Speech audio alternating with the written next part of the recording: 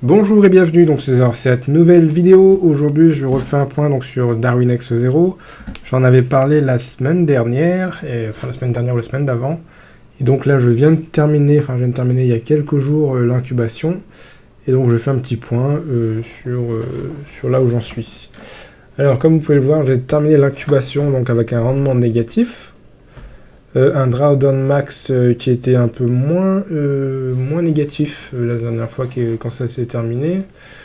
Et donc actuellement, j'attends au niveau de la création de mon indice, enfin de mon score du coup. Il me semble que les scores sont créés toutes les débuts de semaine. Donc là, il me reste 3 jours à attendre, donc la fin de semaine. Et puis j'aurai donc ça le 1er mai. Voilà, donc pour refaire un point un petit peu sur les conditions de trade qui m'ont mis, les trades qui m'ont mis un peu dans la soupe, ou je sais pas comment on dit. C'est encore sur NZD CHF. Alors le problème c'est que je suis allé beaucoup trop anticiper le retournement, et du coup j'ai commencé à attaquer. J'ai commencé à attaquer le mouvement j'ai commencé à attaquer le mouvement beaucoup trop tôt.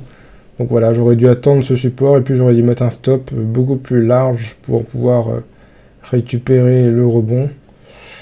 Donc là, je refais un achat, j'attends de voir ce qui se passe. Bon, c'est pas terrible le fait de devoir essayer de travailler ça pour que le drawdown soit un peu mieux maîtrisé. Et ensuite, il me semble que c'est là où j'ai perdu le plus. Voilà, donc là, j'ai BPOD incroyable qui continue à monter. Parce que moi, j'avais fait une vente là, mais bon.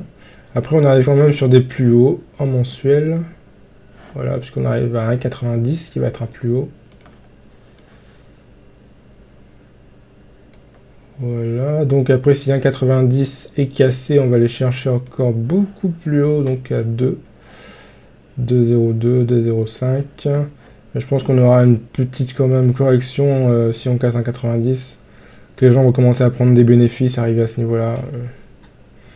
Voilà, donc c'est pour ça que j'avais fait une tentative de vente un peu plus en bas, parce que je pensais que les gens allaient prendre du bénéfice et venir respirer là à 1,82, 1,81, mais ça n'a pas été le cas. Ensuite, sur le cas d'EPY, sur le cas d'EPY, on est un peu dans une compression. On est dans un range weekly.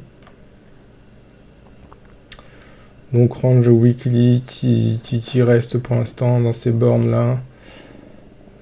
Sachant que dans le fond on est haussier, mais on est sur une tendance baissière puisqu'on est venu casser. On est venu casser ses plus bas.